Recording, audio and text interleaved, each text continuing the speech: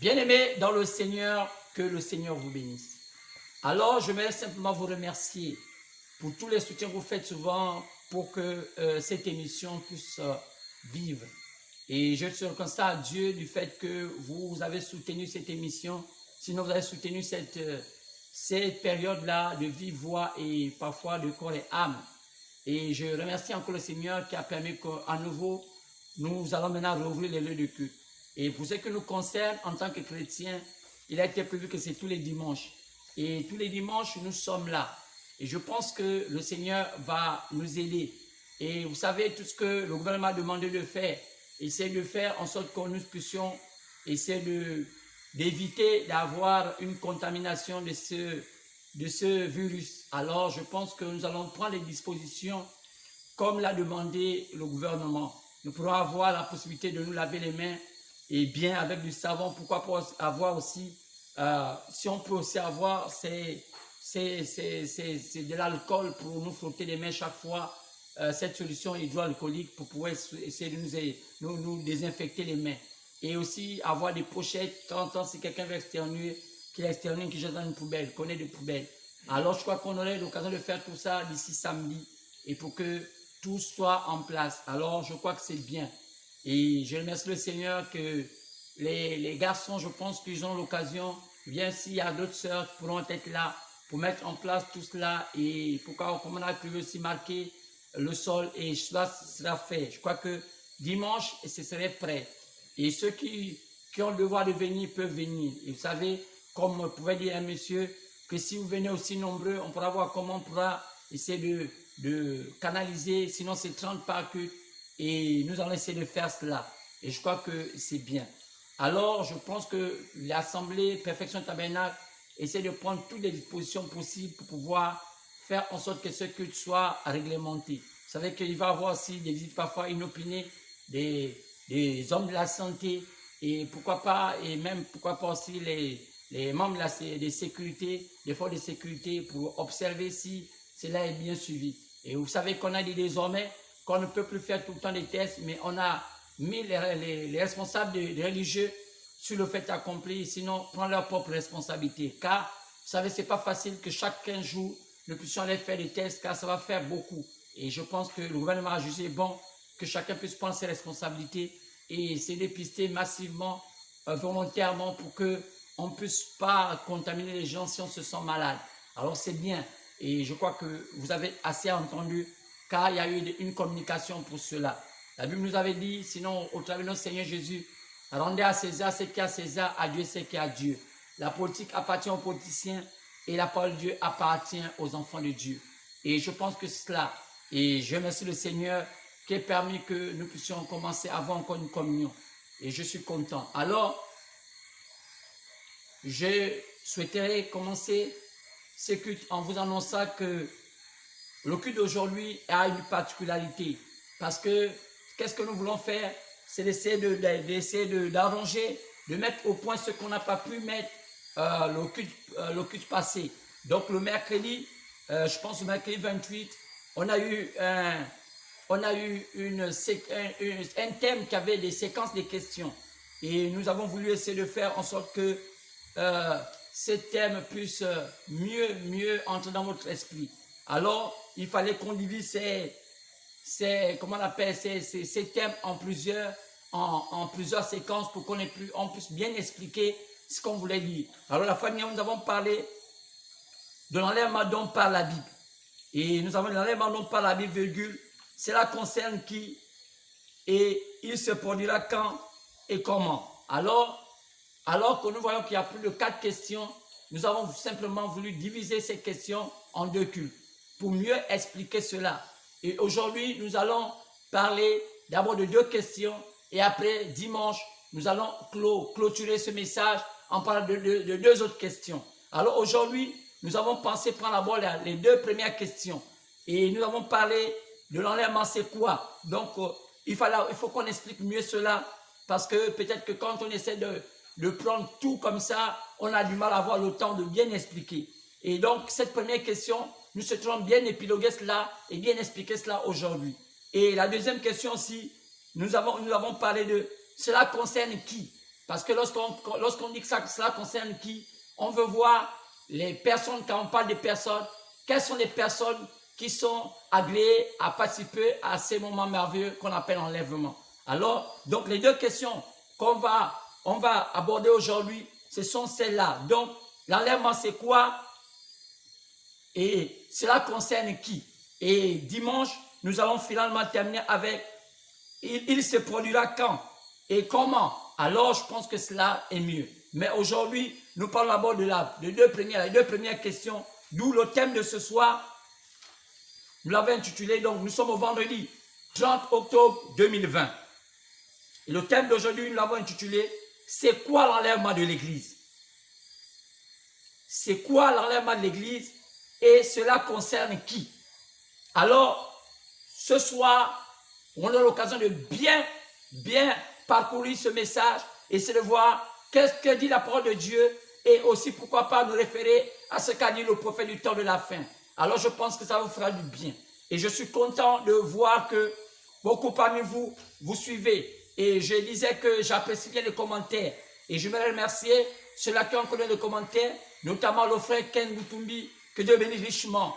Alors, je veux aussi remercier le frère David Gaël, et qui a aussi même une question. Alors, avant de commencer cette prédication, j'aurais souhaité répondre d'abord aux questions, parce que c'est ce que je fais. Je vous ai donné maintenant le top, que désormais, si vous avez des questions qui vous chagrinent, ou bien des questions dont vous n'avez pas la réponse, alors, lorsque vous avez fait des commentaires, vous pouvez simplement, en suivant les vidéos, poser des questions dans les commentaires. Alors, je me ferai l'effort de vous répondre cela du mieux que je pourrai. Alors, je crois que c'est bien. Alors, frère David Gaël nous a posé une question. Et avant de rentrer dans la prédication du jour, je voudrais la reprendre pour mieux, pourquoi pas essayer d'apporter un éclaircissement sur la parole de Dieu. C'est une question merveilleuse et je pense que vous aussi, vous allez bénéficier des réponses qui seront apportées à cette question. Alors, que Dieu bénisse richement ceux qui ont donné les commentaires. Je sais qu'il y en a plusieurs qui donnent les commentaires, que ce soit Marie-Sarah depuis la France, que ce soit la sœur Laetitia, que ce soit le frère Wills,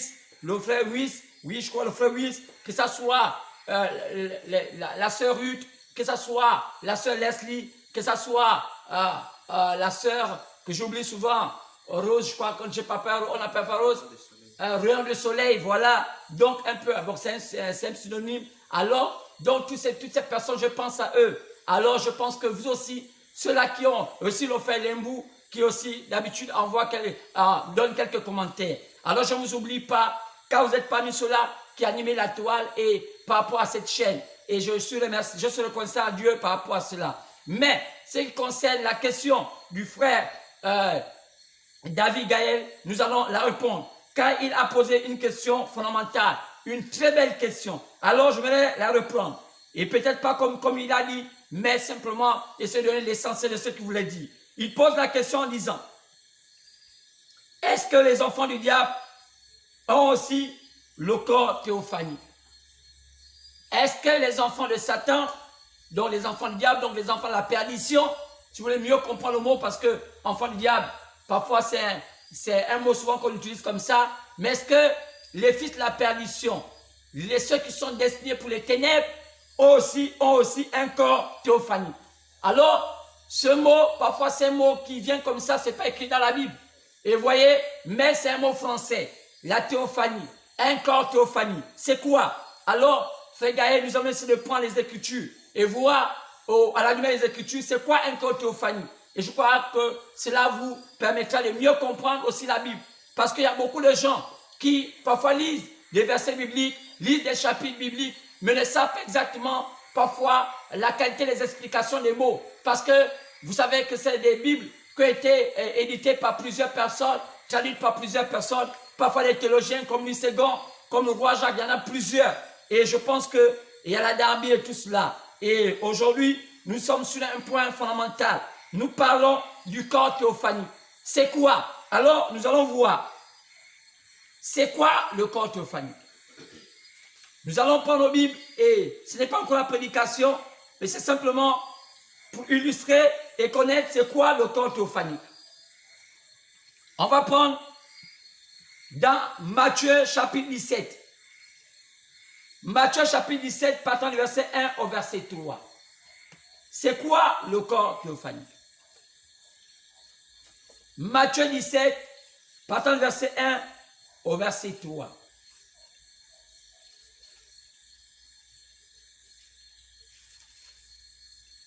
Matthieu 17, 1 à 3.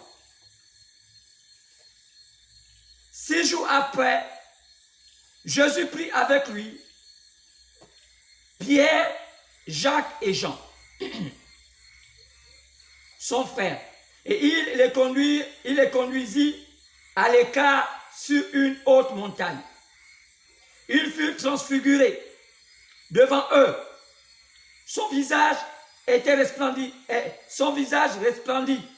comme le soleil, et ses vêtements devinrent blancs comme la lumière. Et voici, Moïse et Élie leur apparurent, s'entretenant avec lui.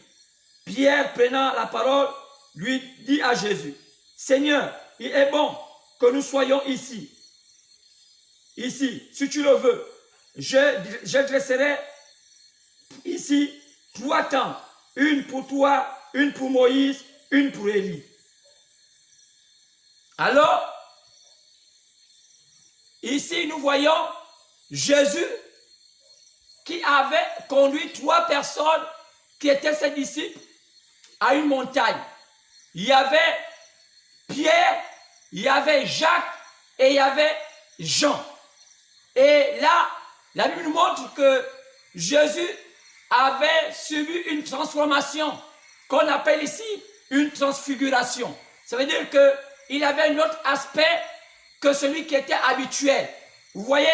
Alors, vous voyez, cet aspect-là, on appelait ça, la Bible appelait ça la transfiguration. C'est un mot français qui existe. Ça veut dire changer l'aspect physique. Alors, il avait un aspect un peu comme, c'était une lumière qui était autour de lui. Mais en amenant ces 3 disciples sur cette montagne, ils virent 2 personnages. Il y avait Moïse, il y avait Élie.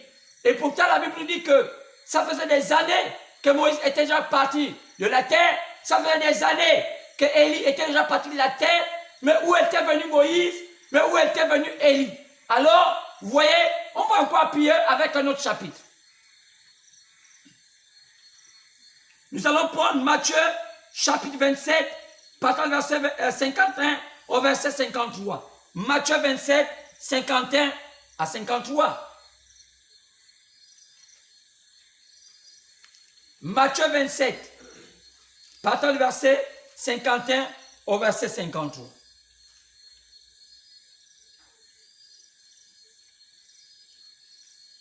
Matthieu 27, 51 à 53. Et voici, le voile du temple se déchira en 2, depuis le haut jusqu'en bas. Là, la terre trembla, les rochers se fendirent, les sépulcres s'ouvrirent, et plusieurs corps des saints qui étaient morts ressuscitèrent. Étant sortis des sépulcres, après la résurrection de Jésus, ils entrèrent dans la ville sainte, et apparurent à un grand nombre de personnes. Qui c'est? Les saints de l'Ancien Testament, après la mort de Jésus, lorsqu'il ressuscita, la Bible dit que plusieurs personnes les virent sur la ville marchant à nouveau. Ça faisait des années qu'ils étaient morts. Ça faisait des années qu'ils n'étaient plus là. Mais à la résurrection de Jésus, ces morts sont réveillés à nouveau. Ils ont marché sur la ville sainte. La Bible ne peut pas mentir, car ceux qui ont écrit cela, ce sont les témoins de l'histoire. Ceux qui ont vu cela, Matthieu faisait partie des témoins. Et ils ont vu les morts marcher dans Jérusalem, les morts de l'Ancien Testament. Alors on va encore appuyer avec un 3e chapitre. si Dieu le veut. Alors,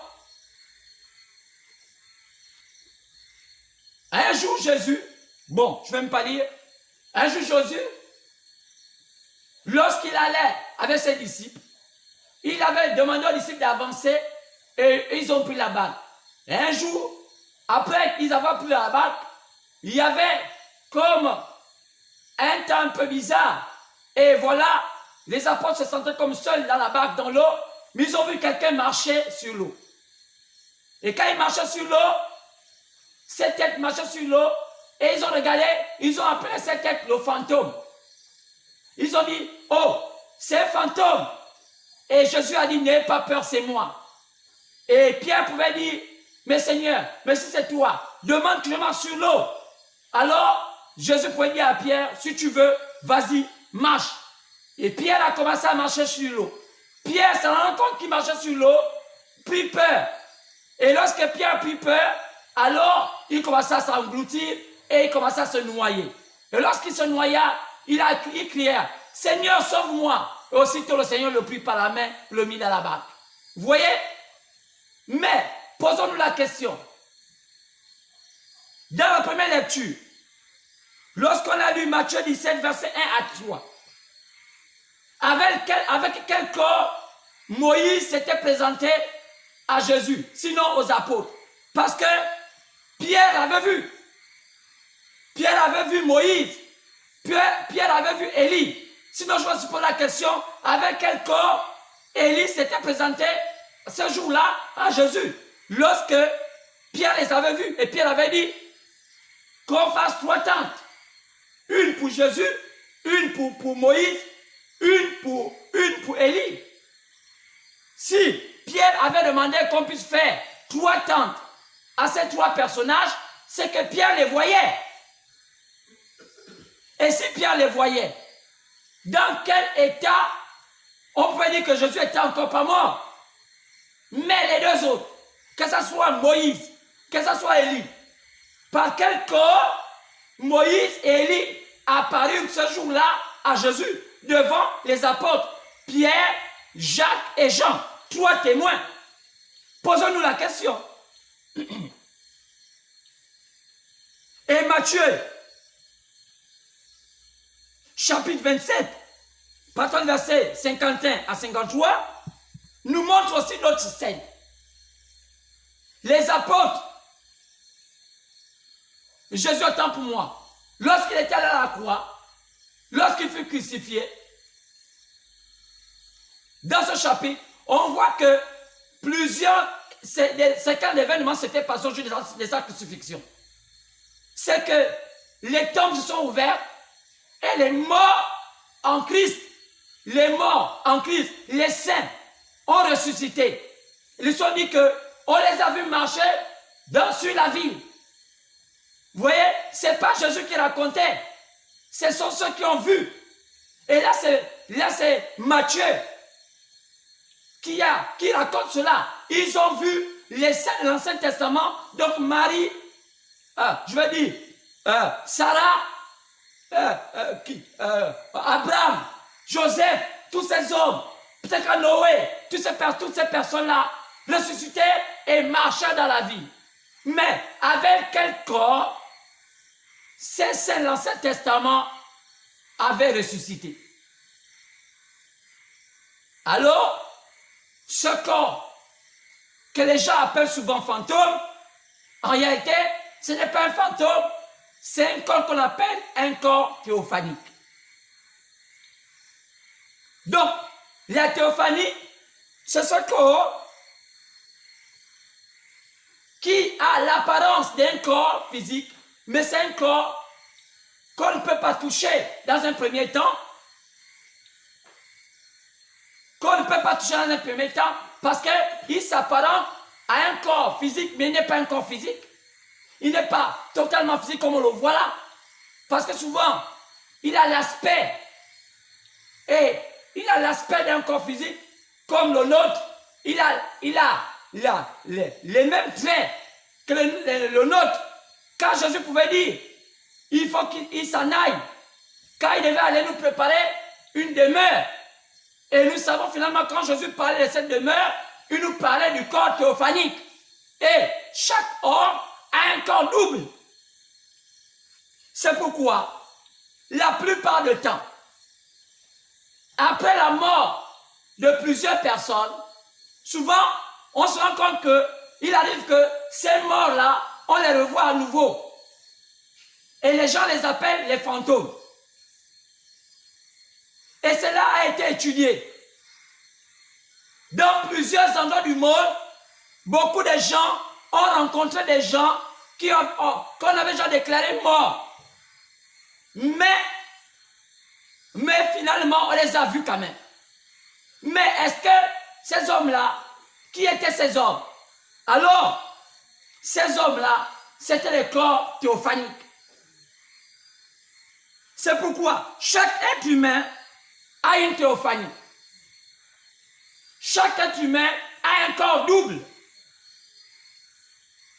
C'est ce corps double qui marche dans l'invisible. C'est ce corps double après la mort que tout le monde emprunte. C'est pourquoi le prophète du temps de la fin avait apporté un témoignage dans un message appelé « Qui est ce Melchisédek ?» Dans ce message « Qui est ce Melchisédek ?» il explique la scène d'un accident qui s'était passé aux États-Unis. Une dame conduisait une voiture.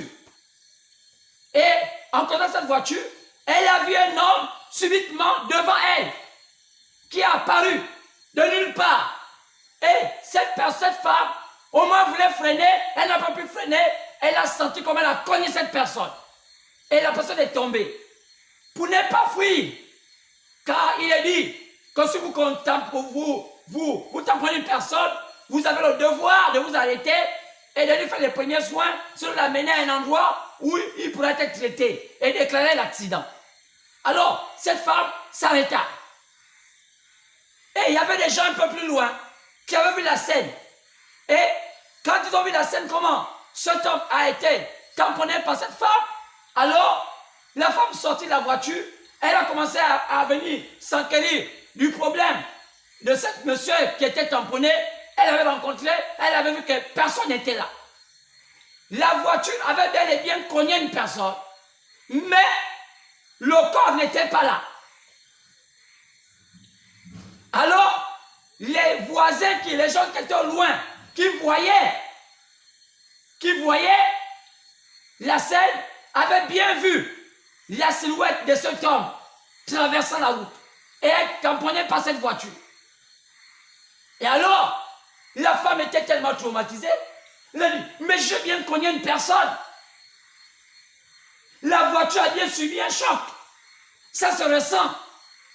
Et elle allait poser la question, dit, et les gens sont venus pour dire, mais c'est quoi madame? Mais je connais quelqu'un. Et ceux qui étaient là, qui avaient quand même vu la scène, ont dit, oui. On a bel et bien vu qu'il y avait un homme qui traversait, vous l'avez connu.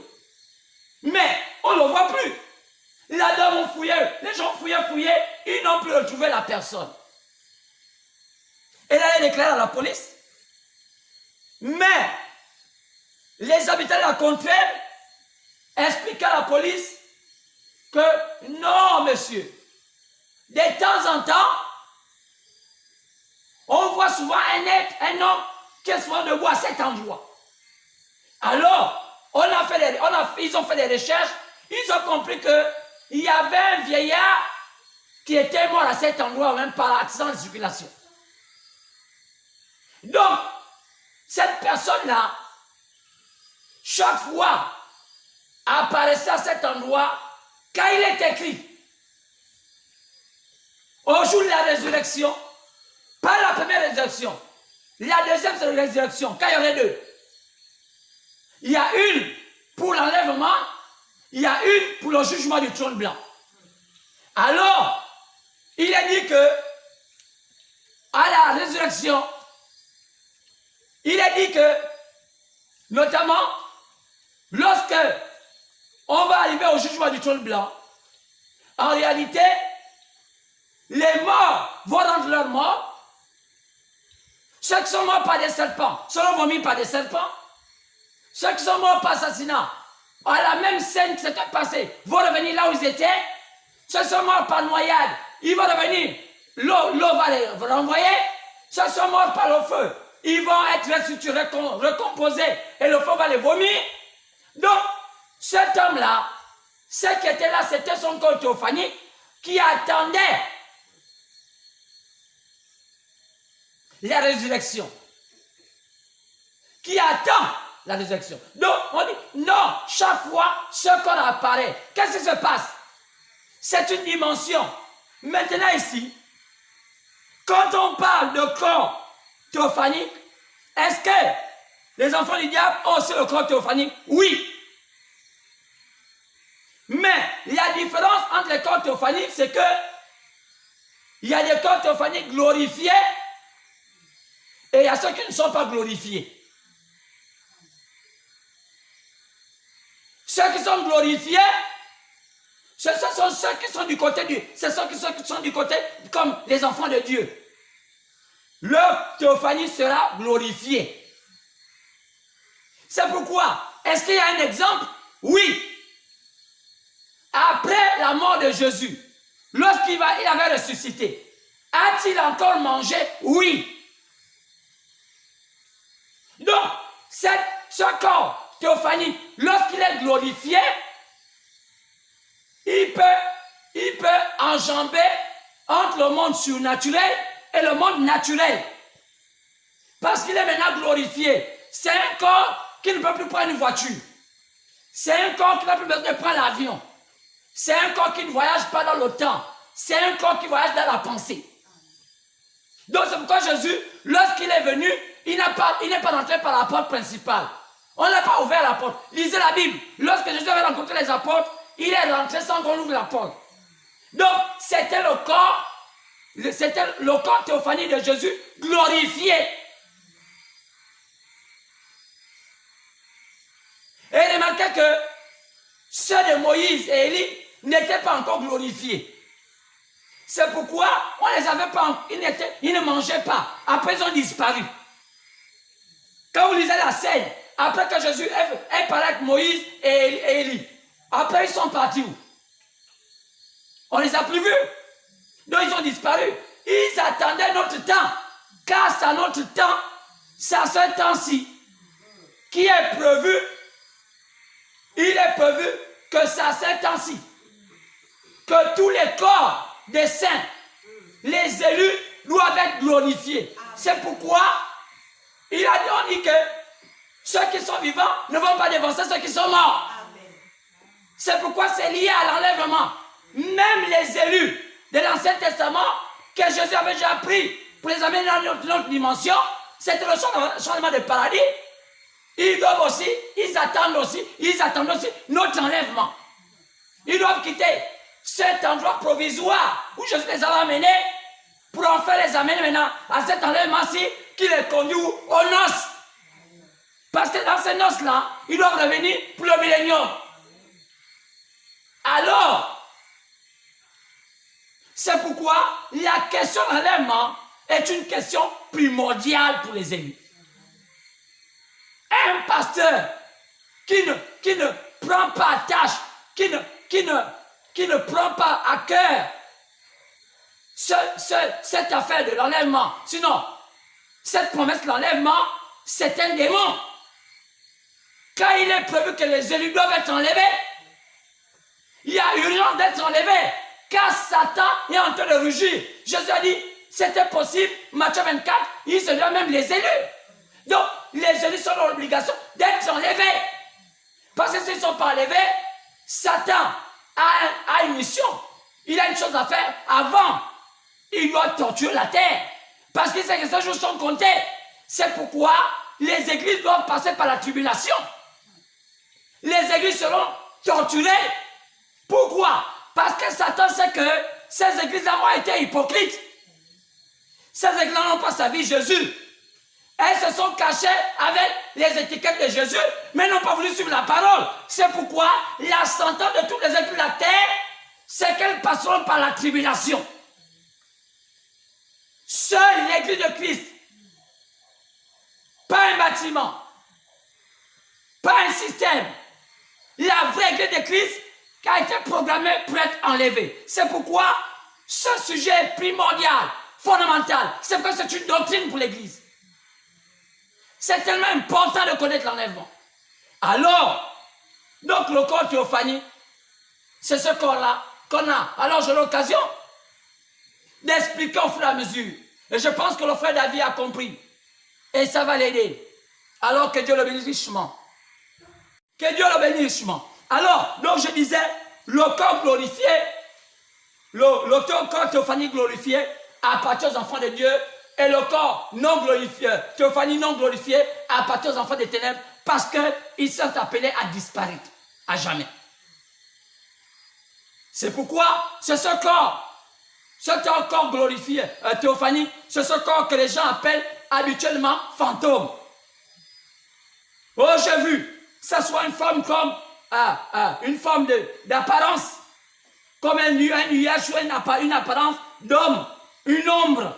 Et ce soit ces ombres-là que Satan utilise parfois pour faire peur. Et les gens, quand ils voient ça, ils fuient. Parce que les gens ne sont pas enseignés ces choses. Alors, chaque être humain a ce qu'on appelle un corps théophanique. Donc, c'est pourquoi nous, les chrétiens, notre corps théophanique est appelé à être glorifié. Alors, que Dieu vous bénisse, je pense que vous avez écouté cela. Alors, on va prendre la Bible. On va encore à nouveau lire 1 Thessaloniciens chapitre 13, 1 Thessaloniciens chapitre 4, partant du verset 13 au verset 17. Nous sommes ici dans le message sur l'enlèvement, mais il y avait 4 questions. Maintenant, aujourd'hui, nous allons répondre à 2. Donc, notre prédication serait basée sur les 2 questions. Et dimanche, notre prédication serait basée sur les 2 dernières questions. Et vous allez voir que c'est tellement merveilleux. Et la première, c'est quoi l'enlèvement de l'Église? Et cela concerne qui? Alors, nous allons essayer de naviguer dans cela. Et nous allons comprendre ces merveilleux. Prenons 1 Thessaloniciens, chapitre 4, partant du verset 13 au verset 17. 1 Thessaloniciens,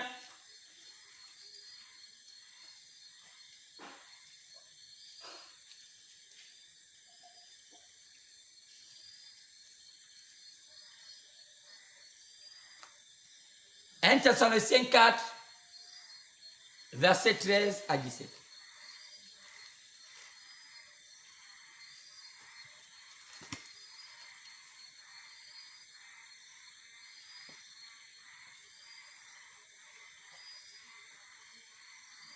Nous ne voulons pas, bien-aimés, sinon nous ne voulons pas, frères, que vous soyez dans l'ignorance au sujet de ceux qui dorment, bon, sinon morts.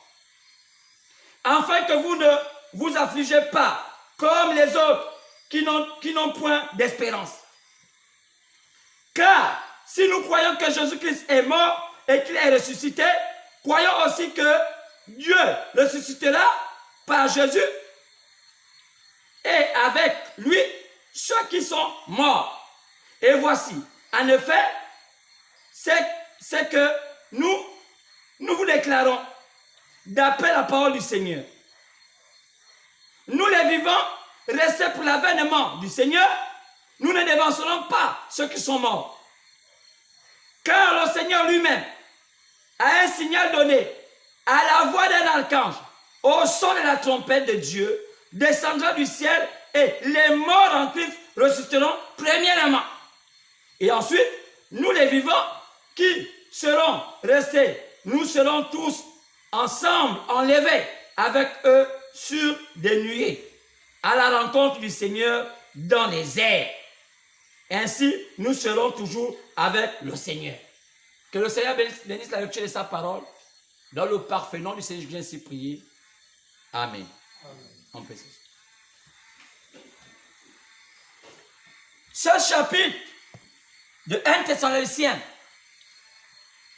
chapitre 4, partant du verset 13 à 17 nous interpelle bien. Car c'est Paul qui l'a dit. Paul nous parlait des séquences qui vont avoir lieu par rapport à cet enlèvement. La première, je vous ai fait comprendre, je vous ai dit que l'enlèvement, c'est une doctrine. Quand on parle de doctrine, c'est quelque chose, c'est un élément fondamental. Ça fait partie des piliers que l'Église doit croire. Comme le baptême d'eau, sont des doctrines. Il n'y a qu'un seul baptême. Aussi longtemps comme vous n'avez pas fait ce baptême, conformément à ce que nos pères dans la foi faisaient, vous n'avez jamais fait un baptême. C'est comme la divinité de Jésus. Était-il Dieu ou pas Dieu? C'est là une doctrine. Chacun est libre, mais la vraie Dieu vivant, c'est que la divinité de Jésus-Christ est une doctrine. Donc, l'enlèvement est une doctrine aussi. Pour la véritable Église de Christ, c'est un mystère. Et un mystère est censé être révélé. C'est pourquoi l'étymologie du mot, sinon l'explication du mot enlèvement, selon le dictionnaire, il est dit que l'enlèvement, c'est l'action d'être enlevé. C'est une action d'être enlevé. En petit mot, enlever, c'est déplacer quelque chose d'un point à un autre point. D'un point A à un point B. J'ai enlevé cette chose. Je l'ai amenée là-bas. Donc, l'enlèvement aussi, c'est déplacer quelque chose d'un point A à un point B. Et je vous ai montré, Fanny, qu'il y a plusieurs manières d'être enlevé. On peut être enlevé dans son corps, donc sa chair. Donc, déplacer son corps. On a enlevé cette personne. On a déplacé son corps. On a amené ce corps d'un point A à un point B. L'autre manière d'être enlevé, on peut parler de la pensée. On a déplacé sa pensée. On a enlevé sa pensée. On a apporté sa pensée d'un point A à un point B. Donc c'est pourquoi les deux manières d'être enlevées, les deux manières d'être enlevées, les deux, donc l'autre qui est du domaine physique et l'autre qui est du domaine esprit, sont deux choses à prendre en compte lorsque nous parlons de l'enlèvement de l'Église. C'est pourquoi la première chose, là où on parle de l'enlèvement physique, on peut comprendre que cet enlèvement du domaine physique est réel. Est vraiment réel. Pourquoi? Parce qu'il n'y a qu'à voir dans Actes chapitre 1, versets 9 à 14, Jésus, après sa résurrection, lorsqu'il avait revêtu ce corps théophanique glorifié, ce corps qui mangea du miel, qui mangea du poisson rôti, ce même corps qui parlait avec les apôtres, ce même corps qui a donné les dernières instructions, ce corps-là, les apôtres l'ont vu dans Actes chapitre 1, par le verset 9, l'ont vu voler et être dérobé dans les nuées.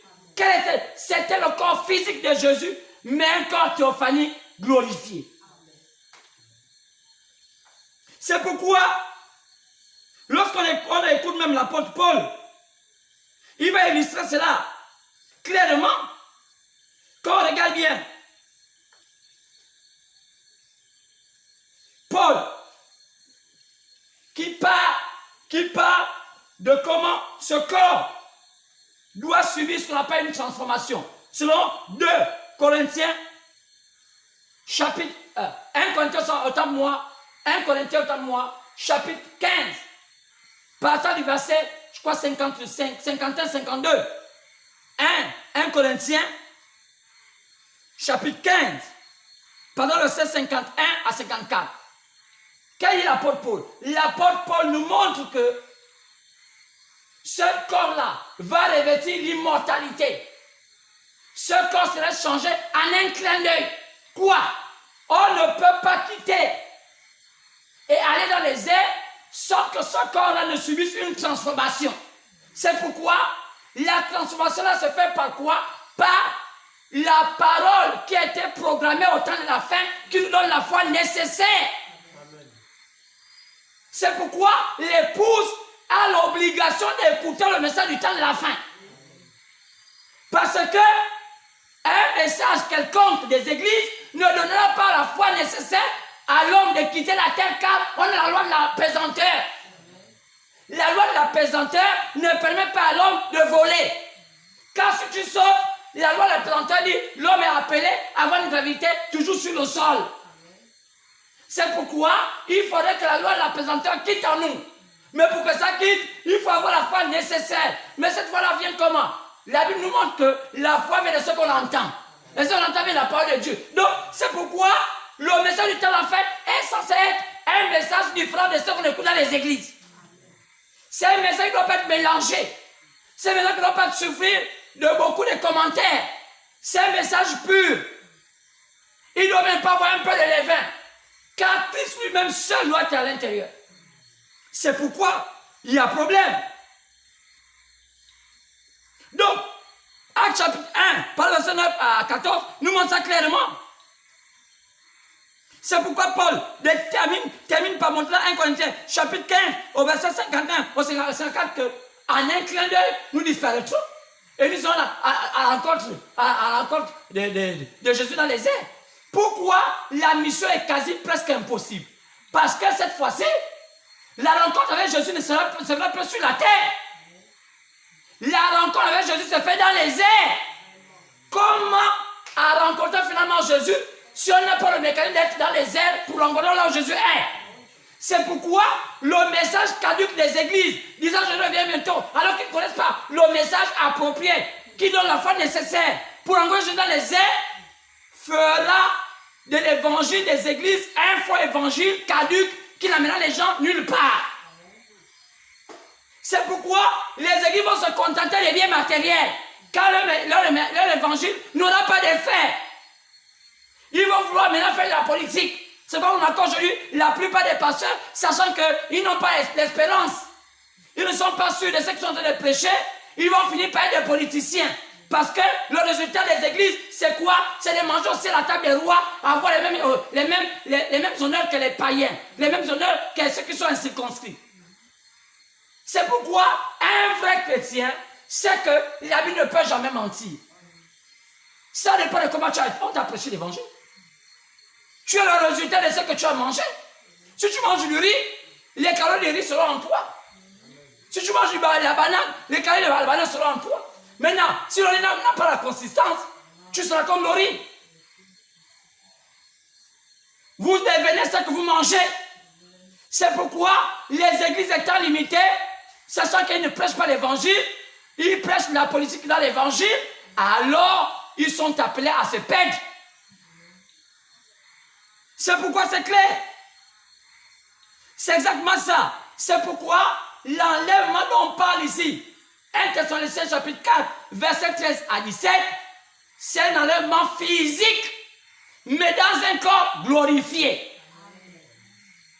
Dans une théophanie glorifiée. Maintenant, à quel moment le corps prendra la position de la théophanie glorifiée? Alors cela demande un enseignement.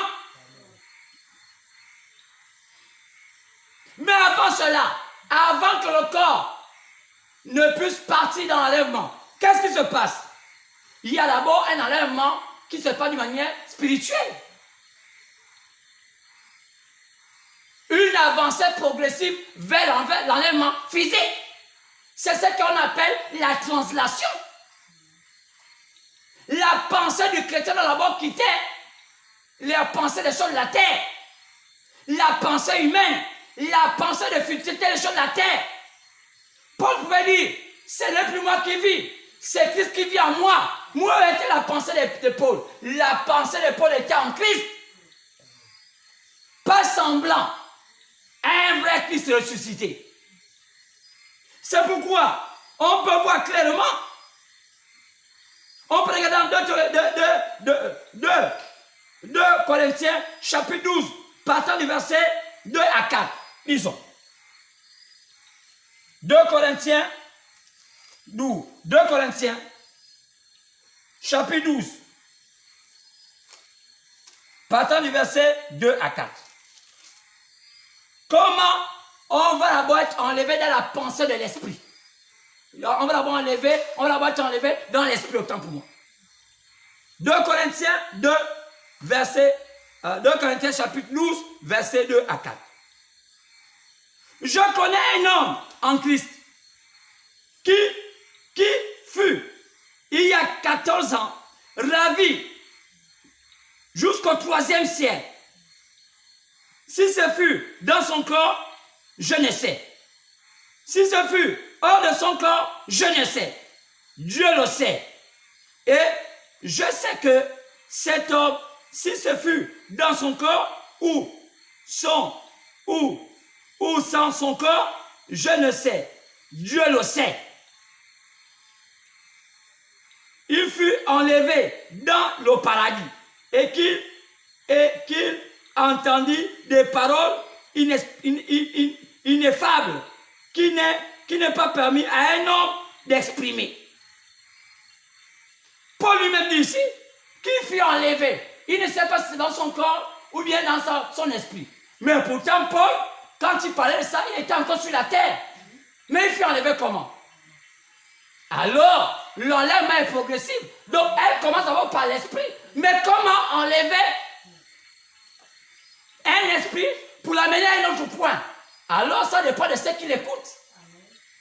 Remarquez bien souvent, lorsqu'un flatteur ou bien un bon baratineur prend le contrôle d'une jeune fille, cet homme-là prend le temps de lui raconter des choses qui amènent cette femme-là à rêver, à avoir des pensées hautes. Alors parfois elle n'est plus comme sur la terre, mais pourtant elle est encore sur la terre. Alors, par ces paroles de flatterie, cet homme a la possibilité de faire déplacer le corps de cette femme-là, parce que sa pensée n'est plus là.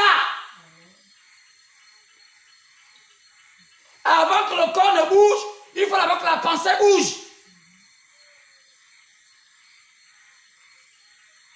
Lorsqu'on vous dit que vous voyagez, vous partez en France, souvent vous êtes d'abord au Gabon, mais pourtant votre pensée est déjà en France. Votre pensée vous précède. Qu'est-ce qui s'est passé? Votre pensée est enlevée. Et le corps va suivre. Donc, c'est pourquoi ce processus-là, on va les observer. Et c'est clair. C'est pourquoi on ne pouvait pas comprendre ces choses-là s'il n'y avait pas un prophète au temps de la fin pour mieux nous expliquer cela. C'est pourquoi Paul l'a dit dans 1 Corinthiens chapitre 13. Il dit, maintenant là, nous connaissons en partie. Mais quand le parfait viendra, nous connaissons vis-à-vis. Le parfait vient quand? Il est prévu que le parfait vienne qu'au temps de la fin. Parce qu'au temps de la fin, selon le prophète Daniel, il a dit, Daniel 12,4, qu'il y avait un livre. Ce livre-là, c'était Jésus lui-même. Car Hébreu dit qu'il vient le rôle du livre. Il s'agit de lui, Jésus lui-même. Donc, ce livre-là, c'était Jésus lui-même. Il était sous la forme d'un rouleau. Quand il a disparu, alors, on voit qu'après chapitre 5, Jésus prend ce rouleau-là, il descend après chapitre 10, il ouvre le livre qui avait tous les mystères. Il dit, mais lorsque le 7e ange, lui, Laodicée, le prophète Laodicée, s'est maintenant à sonner la trompette, alors, donc, l'enlèvement est lié à ce livre. L'enlèvement est lié au son de la trompette du prophète étant la fin. L'enlèvement est lié à la venue de Jésus lorsqu'il vient remettre le livre au prophète étant la fin. Et nous allons comprendre cela. C'est lié. Pourquoi? Il n'y a qu'à voir Thessaloniciens. Lorsque Paul parle ça dans Thessaloniciens, il est clair. Il dit comment? Il dit au verset 1 Thessaloniciens chapitre 4, partir verset 15. Il dit, voici en effet ce que nous vous déclarons. D'après la parole du Seigneur, nous les vivants restés pour l'avènement du Seigneur nous ne défoncerons pas ceux qui sont morts. Premièrement d'abord, avant l'enlèvement, il y a un avènement qui va arriver. Il ne faut pas confondre l'enlèvement et l'avènement. L'avènement, c'est quelque chose qui précède la seconde venue de Jésus. Donc, l'avènement, c'est que Jésus, avant d'apparaître dans sa seconde venue, il est censé faire un avènement. Son avènement, c'est l'ouverture des sceaux. C'est l'ouverture du petit livre. C'est l'avènement prévu. C'est l'apparition du Seigneur. Pas physique, mais c'est lorsqu'il se manifeste comme le Saint-Esprit, donnant le rouleau du livre aux certains messagers.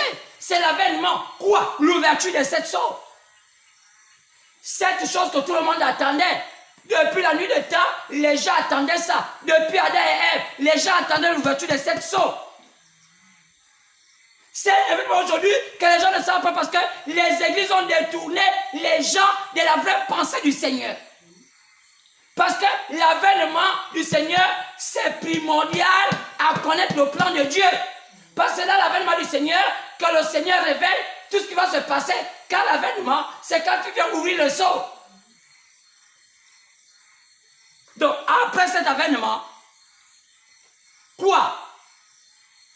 Ce moment où le Seigneur prend possession du corps du certain messager, quelque chose se produit. Quoi? Le certain messager devient le corps sur lequel Jésus, ou bien dans lequel Jésus, je vais dire pas, le corps dans lequel Jésus est censé dire à l'humanité quel est le plan. C'est pourquoi il dit, mais qu'à la voix du certain membre, quand il sonnera la trompette, alors le mystère de Dieu sera accompli. Quoi? Quand est-ce? Jésus prenant le corps du septième messager. Après chapitre 10, verset 7. Celui de la Odyssée. Et nous savons tous que la Odyssée n'intervient qu'au XXe siècle.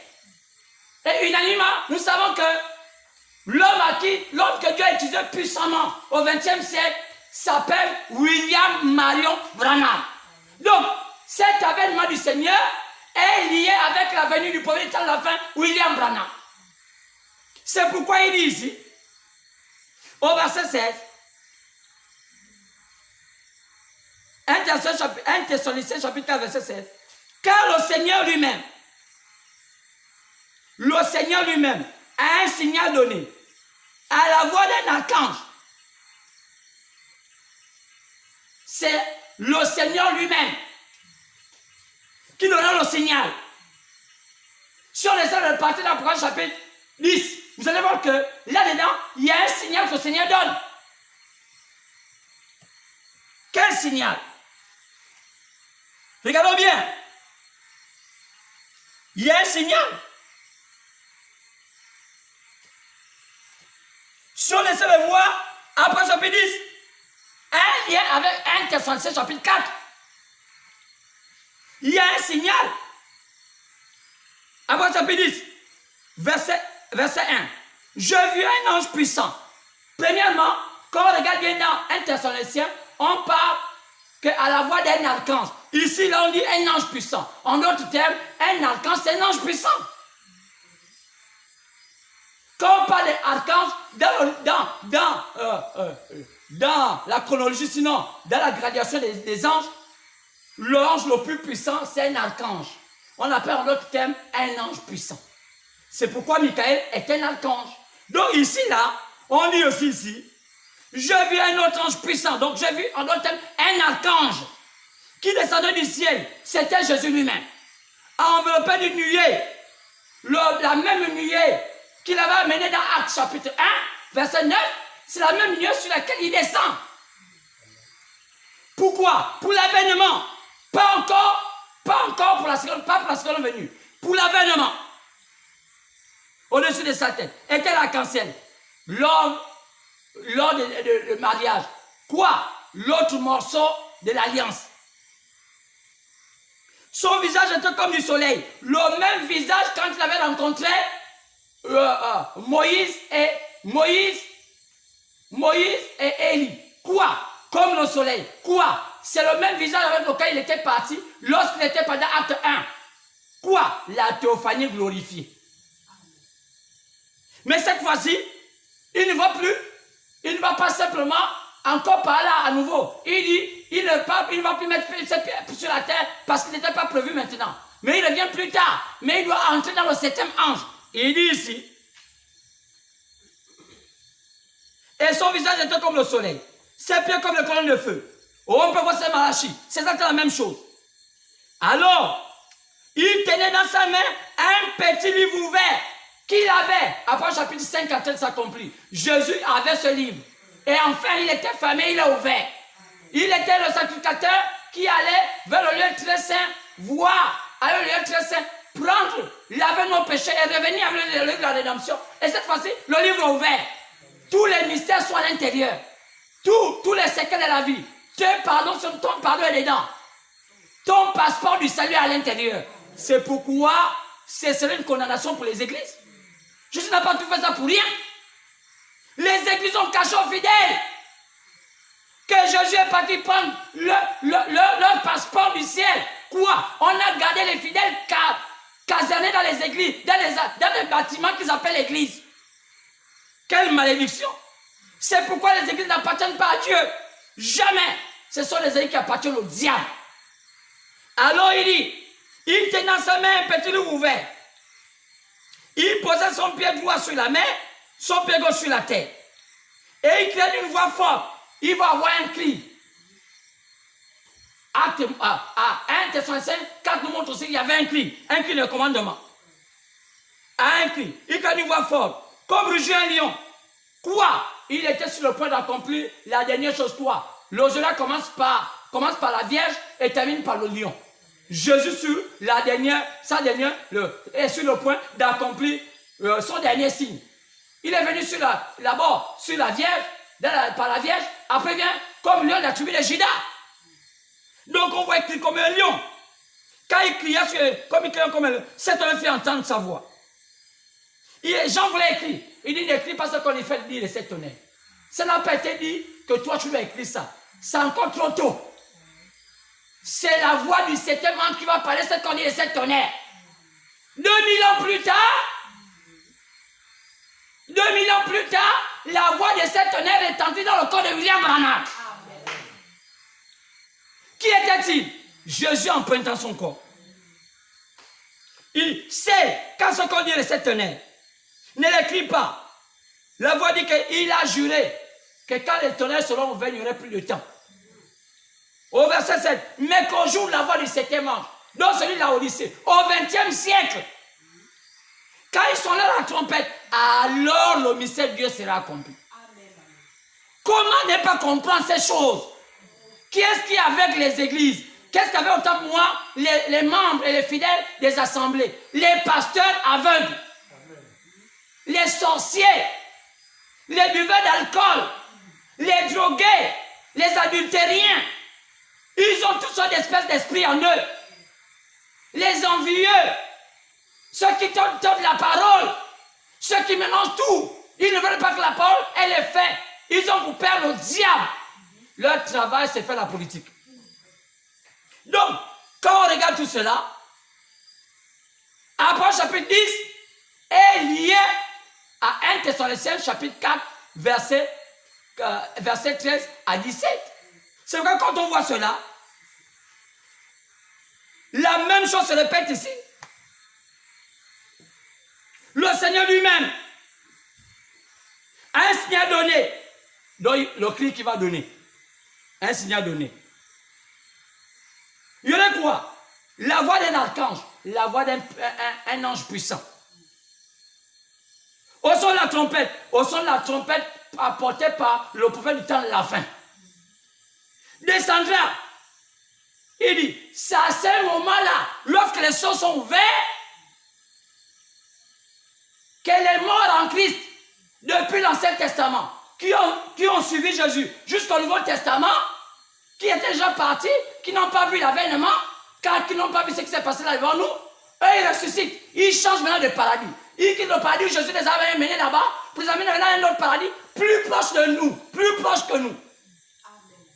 Au fur et à mesure, ils se rapprochent de nous. Parce qu'ils ne peuvent pas voir Jésus si nous aussi on ne voit pas Jésus. Mais ils se rapprochent de nous.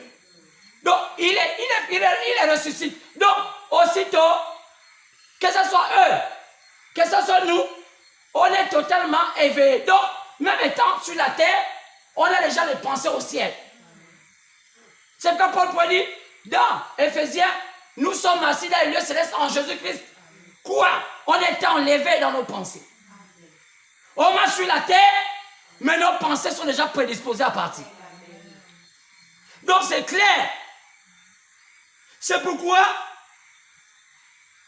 l'enlèvement est lié au son de la trompette. De qui? Du 7e ange. Qui est utilisé par Jésus. Les morts qui vont ressusciter. Qui est-ce qui ressuscite les morts?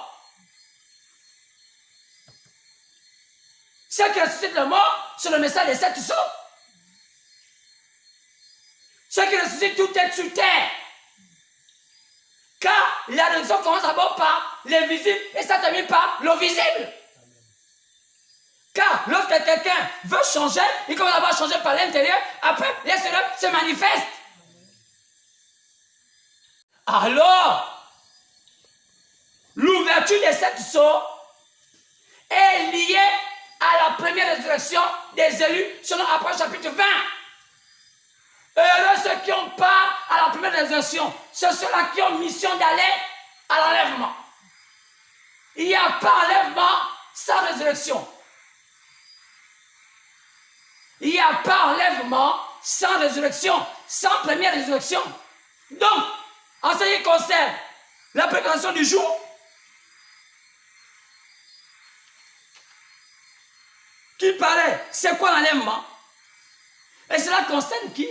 On comprendra que le départ, quand c'est un plan du salut, après les fiançailles avec Paul, après le mariage qui s'est fait, lorsque les cieux sont ouverts, l'autre étape, ce sont les noces.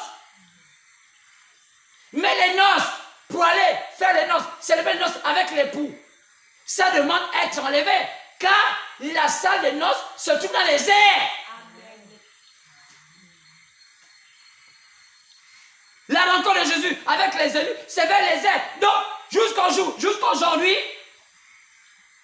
Paul a dit, on va aller de transformation en transformation. Car ceux qui sont déjà de l'autre côté, qui ont ressuscité, avec nous qui avons ressuscité, eux, ils ont déjà le corps théophanique. Nous, notre corps théophanique est encore à côté. Parce qu'il y en a encore plusieurs qui ne sont pas encore rentrés. Les retardataires, dès que les derniers retardataires viendront, entrer, c'est terminé. L'arche est fermée. Les tourments vont commencer. Il est prévu de tourments sur la terre. On pourra voir ça si Dieu le permet, qu'on appelle la tribulation. La tribulation des églises. Il est prévu que la terre va avoir ce qu'on appelle une secousse. Quoi? Les églises seront maltraitées. Satan va bastonner les églises. La Bible prévoit la bastonnade des fidèles des églises. C'est écrit. Je peux vous démontrer cela. La grande tribulation des églises. Dans la Bible. Les membres de ces assemblées. Quoi? Parce qu'ils n'ont pas voulu servir Jésus, ils ont servi leur système, leur organisation. Résultat, Satan va les matraquer. C'est dans la Bible que vous lisez tous les jours. La grande tribulation arrive. Ce ne sont pas pour les païens, c'est pour les gens qui se disent église. C'est pourquoi on les appelle la Vierge folle. Lisez Matthieu 25. Il y avait des vierges, il y avait les sages, il y avait les folles. Qui sont rentrés? Les sages. Qui sont restés? Les folles. À faire quoi? À attendre la tribulation. Parce qu'il leur manquait de l'huile. Quoi?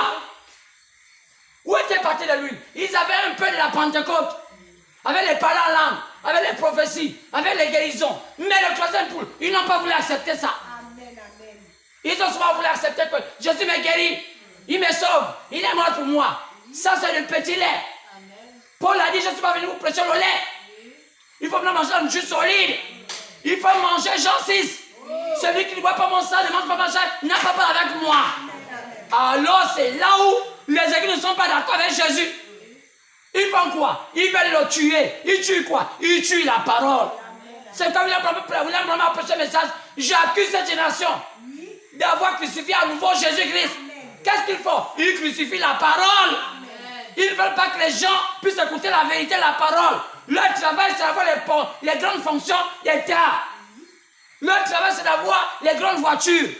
Leur travail, c'est quoi? Connaître les grands ministres, les grands présidents et tous les hommes de la terre pour avoir les biens de la terre. Mais le salut, non. Le salut après.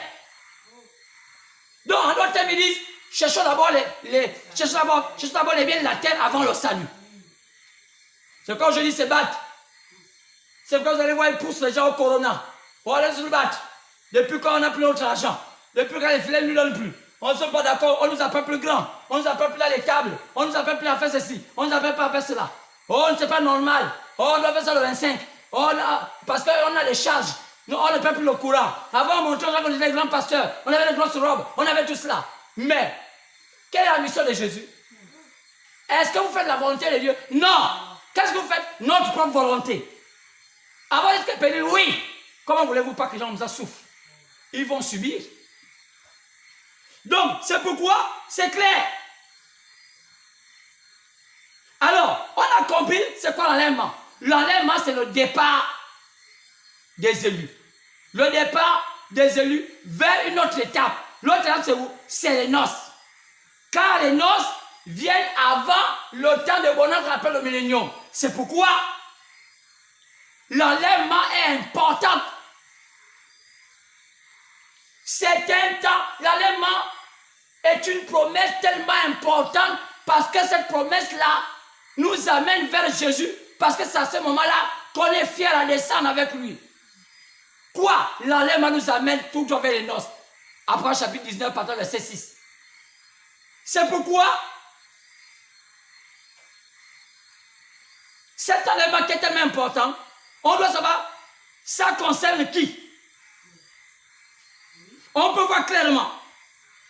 Matthieu 25, partant verset 1 à 13, les 12 vierges, et les 10 vierges. Ça concerne les 5 sages. Car les folles vont échouer. Pourquoi on les appelle vierges? Parce que toutes les 10, ce sont des églises. Dans la parole de Dieu, quand on parle d'une église, on parle d'une femme qui vit, une église. Donc, c'est 10 églises. Il y a 5 folles, il y a 5 sages. Comme on peut dire, il y a 2 catégories des églises. Il y a ceux qui vont avoir l'huile et sa réserve. Donc, le Saint-Esprit, la réserve du Saint-Esprit. Il y a ceux qui auront un peu et ils vont s'arrêter là. Les folles, c'est ce qu'ils appellent église aujourd'hui. Les sages, c'est qui? C'est la seule église de Jésus-Christ qui est unie. C'est la seule là qui va aller dans les noces. Il y aura un cri à minuit. Le cri se fait attendre. Et les folles ont dit, on ne peut pas croire ça. Quand William n'a pas crié. Qui avait crié? Il y a une voix qui a dit, voici l'époux. Matthieu 25. La voix qui est dans la nuit a montré qui était l'époux parce qu'il y avait le noir. Maintenant, les églises ont dit, il nous manque l'huile, on ne voit pas celui qui a crié. Mais nous avons vu celui qui a crié. C'est lui qui nous a montré, voici l'époux. L'époux, ce sont les 7 honnêtes. L'époux est dans la parole. L'époux est dans le livre. Maintenant, vous avez vu l'époux comment? Non, on ne voit pas.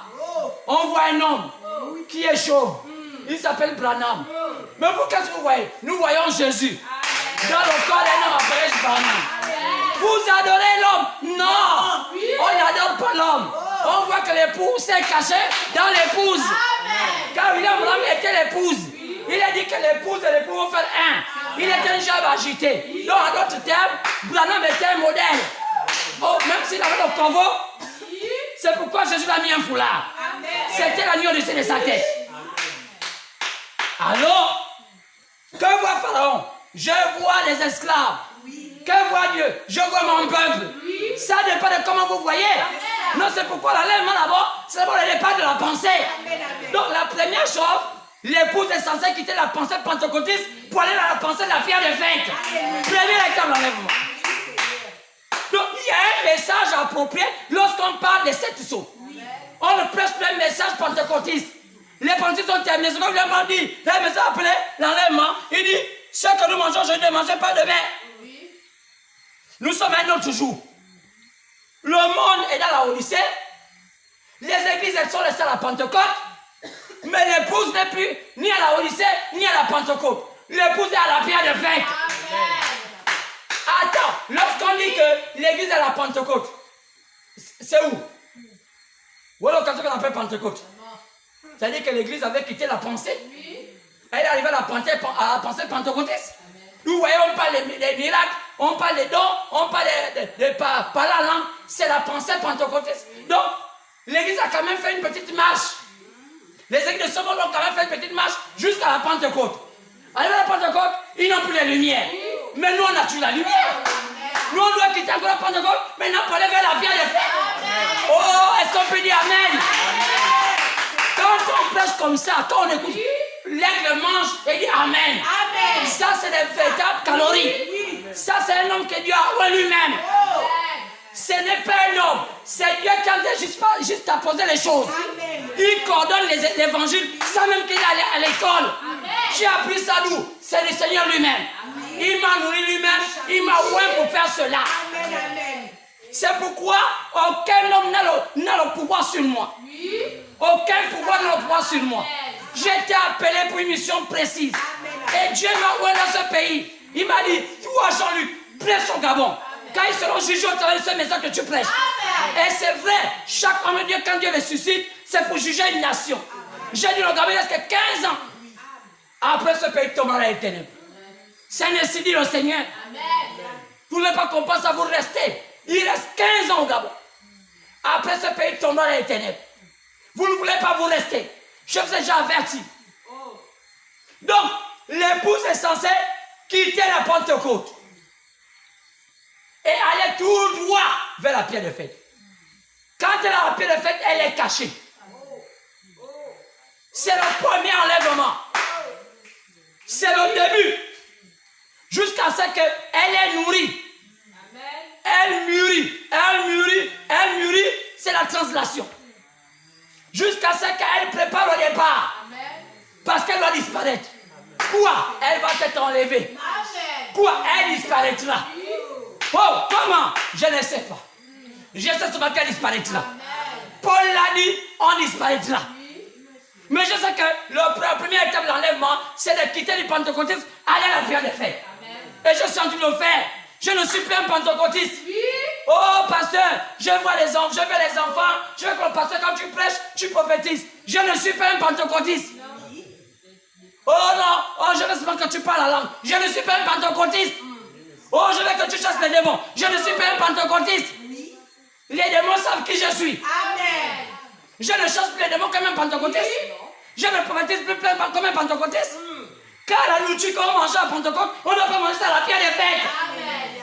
Quand on est dans la pierre de fête, il y a une manière de manger la nourriture. C'est une nourriture fraîche.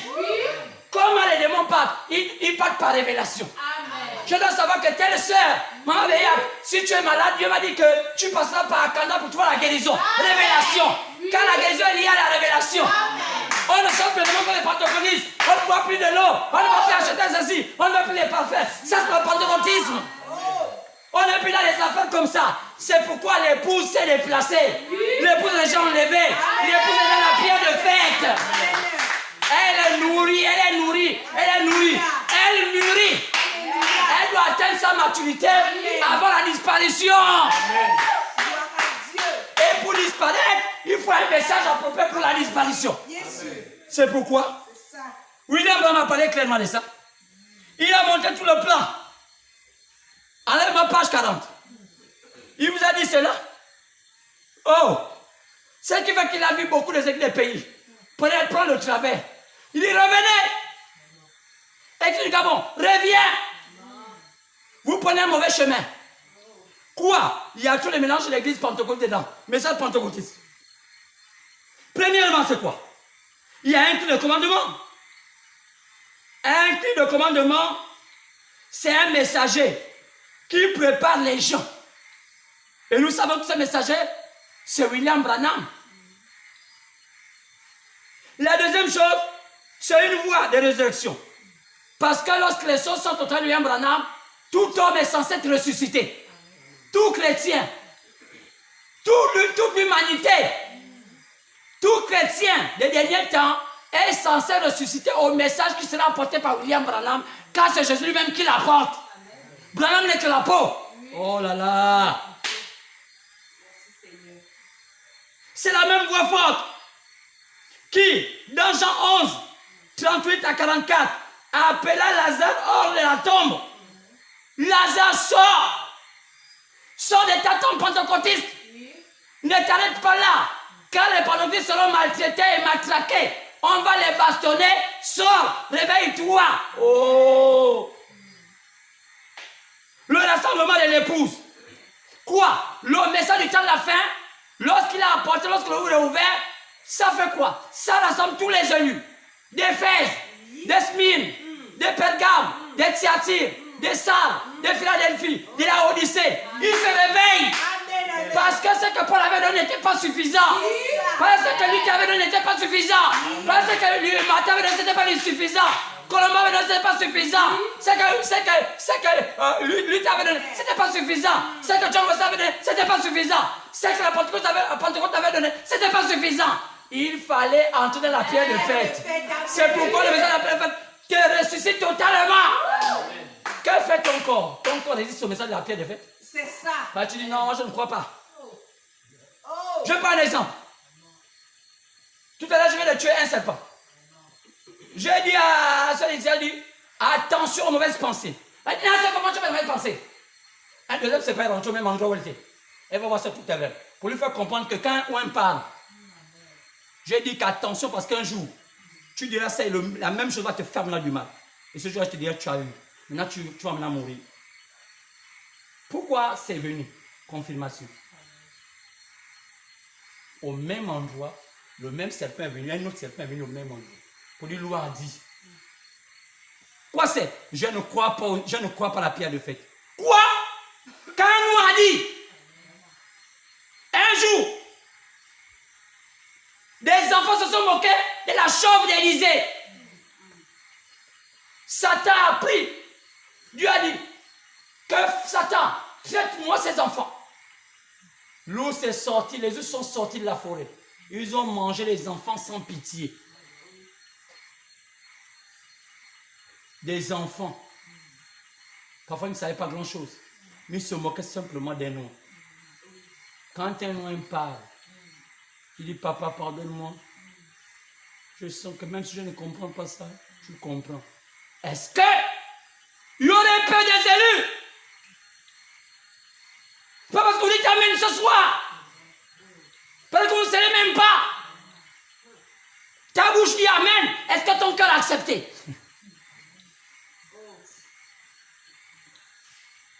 Ta bouche dit amen. Est-ce que ton cœur a accepté que c'est que Dieu est amen? Je ne passe pas dire amen. Je veux aussi avaler. C'est bien à la bouche. Amen. Amen. Dis amen. Amen. C'est doux à la bouche. Amen. Maintenant avale. Non, c'est. Oh. Malédiction. Je suis tenté de vous imposer les mains. Parce que je vois que vous êtes loin du salut. Quand une brebis se laisse conduire, une brebis ne se conduit pas elle-même. Quoi? L'orgueil. L'esprit gabonais. C'est pourquoi nous les prédicateurs au Gabon, on a fait beaucoup de travail, mais ce n'est pas suffisant. Parce que le Gabonais est rempli d'orgueil. Le Gabonais n'est pas humble. Le Gabonais ne respecte pas Dieu. Le Dieu du Gabon, c'est l'argent. C'est pourquoi cette nation est en train d'aller petit à petit dans les ténèbres. Pourquoi? On ne respecte pas les ouins. On respecte les églises, mais on ne respecte pas les vrais ouins. Il y a une différence. Est-ce que l'État essaie de faire une analyse pour dire est-ce qu'il ne doit pas avoir des vrais ouins quelque part? Oh! Quand on consulte les gens, on ne cherche pas à savoir qui sont les vrais ouins dans ce pays. On cherche à savoir qui est le président des églises de confédération des saisies. Qui est le président des telles saisies. Qui est la présidente des saisies, c'est là. Est-ce que c'est la politique? Malheur à vous. C'est pourquoi il a dit, il y aura l'ensemble de l'épouse, puis une exercition des morts, pour être enlevé. On ne peut pas être enlevé si on n'est pas ressuscité. Ressuscité de quoi? De tes mauvaises pensées. Ressuscité de la mort dans laquelle tu te trouves. Quoi? Tes pensées sont en accord avec la mort. Car il y a longtemps, les Africains ont demandé être religieux. Ils n'ont jamais traversé la partie d'être chrétiens. Ils aiment les chansons. Ils aiment aller dans les bâtiments où on va chanter, où on va danser, où on va avoir un peu d'émotion. Mais la conversion, non! C'est là qu'il y a un problème. Les 10 vierges. Jean 21, verset 1 à 14. Juste à de 15 aussi à 17. Qu'est-ce que c'est pas ça? Oh, je vais d'abord aller dans Matthieu. Matthieu 25, 31 à 40. Jésus qui parle de questions de fondamentales. Il parle de séparer les boucs avec les brebis. Qu'est-ce que Jésus est en train de dire? Il va arriver un temps, lorsque les trônes seront là, qu'on doit séparer les brebis et les boucs. C'est pourquoi dans Jean, chapitre 21, verset 1 au verset 17, Jésus va poser la question à Paul, à Pierre. Pierre, m'aimes-tu? Lisez ça. Il dit, paie mes agneaux. Pierre, m'aimes-tu? Paie mes brebis. Père, Pierre, m'aimes-tu? Mais Seigneur, je t'aime. Paie mes brebis. Qu'est-ce qui se passe ça? Jésus parle de une fois, il parle des agneaux.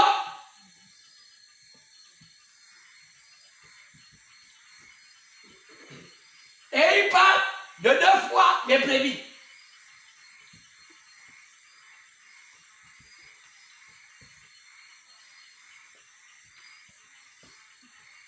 Pourquoi il parle de une fois les agneaux, mais de 2 fois les brebis? Parce que dans le plan de salut des nations, il y aura des agneaux, il y aura des brebis et il y aura des brebis. En d'autres termes, ici, c'est l'épouse. Ici, la Vierge folle.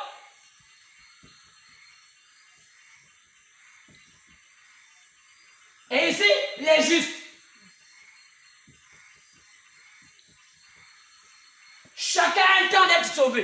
Et les seuls qui sont censés aller au millénium et à être ressuscités dans la première résurrection, selon Matthieu, après chapitre 20, ce sont les agneaux.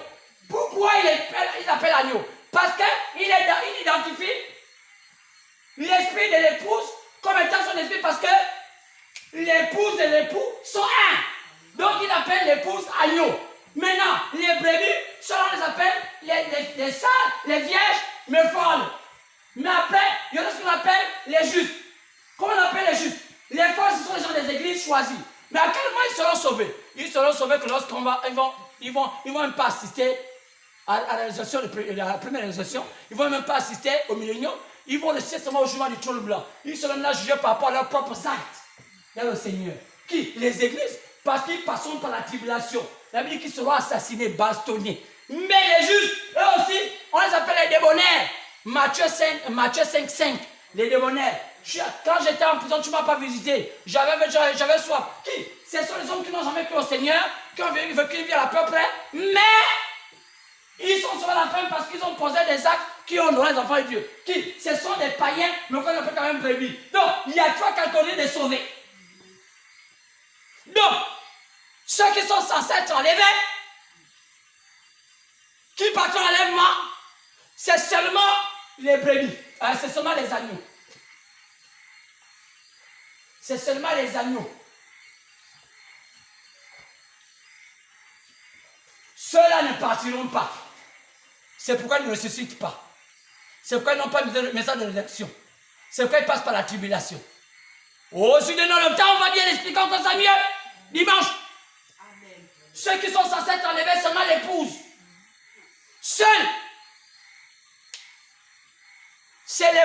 comme Joseph avait marié Asnath en Égypte, il a présenté Asnath à ses frères. Elle est seule. C'est Asnath qui avait le lien avec Joseph. Joseph c'est le type de Jésus. Mais le reste là, non. Ils attendent. Donc, les églises de ce monde et leurs fidèles ne partiront jamais à l'enlèvement. Les églises de ce monde ne partiront pas parce qu'ils ont rejeté le plan du salut de l'enlèvement. Car ils ne mangent pas le message approprié pour être enlevés. Donc, quoi? Ils passeront par la tribulation. Alors, donc, dimanche, avant d'attaquer les deux autres points, on va bien éclaircir ça avec des versets bibliques. Amen. Et avec ce qu'a dit le prophète, vous allez comprendre que être aujourd'hui entre les mains des systèmes de ce monde d'église, vous êtes condamné à ne jamais être enlevé. Même si vous criez, oh, sera enlevé, jamais. Quand elle va une révélation, même quand je parle ici, là, il y a des choses que je ne peux pas dire. Il m'est interdit de dire ces choses-là en public. C'est uniquement pour les élus. Même quand je prêche dans l'assemblée, parfois je codifie. Quand les élus comprennent cela,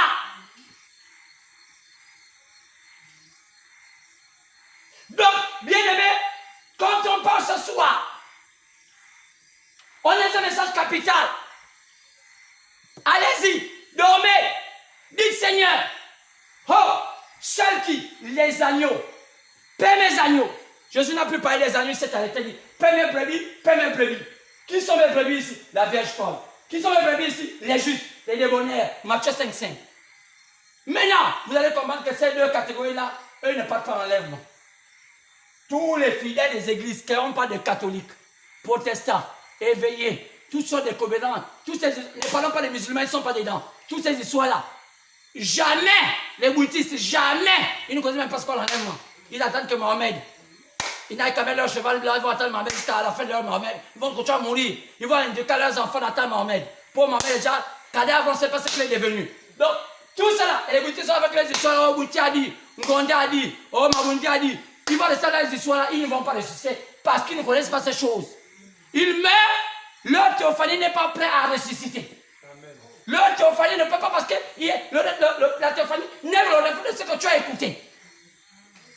Donc, ceux qui sont censés ressusciter, c'est les agneaux. Mais, comment les reconnaître? C'est ceux-là qu'on appelle l'épouse de Christ. Ceux qu'on appelle l'église du Dieu vivant. Ceux-là qui écoutent la véritable parole dans la plénitude et croient. Alors, posez-vous la question quand les choses sont en train d'être claires. Quelle est ma place? Je paie les dîmes, je paie les offrandes, je vais ici, je continue les assemblées, je vais ici, j'aide les pasteurs. Quelle est ma place, pasteur? Vous-même répondez à la question. Quand au jour du jugement, le même message que je prêche aujourd'hui va vous condamner. Quand vous l'avez écouté, vous avez dit, on ne croit pas à cela. Vous croyez à quoi? On croit à Satan. Ok, et le résultat de ce que Satan va subir. Alors, à retrouver dimanche. Amen. Et soyez en paix. Dormez bien. Dimanche, nous sommes là. Ça va chauffer. Les démons sont en train de trembler. Les serpents sont en train de sortir. On les coupe les têtes. On les coupe les têtes, on les coupe les têtes, on les coupe les têtes. On les coupe les têtes. Quand l'épouse est en train de partir, on les découpe les têtes, on les coupe les têtes. On libère la voix. Les serpents n'ont plus la place. Quand on va écraser la tête du serpent, on va l'écraser. Alors que Dieu vous bénisse. Dormez bien. Que Dieu vous bénisse.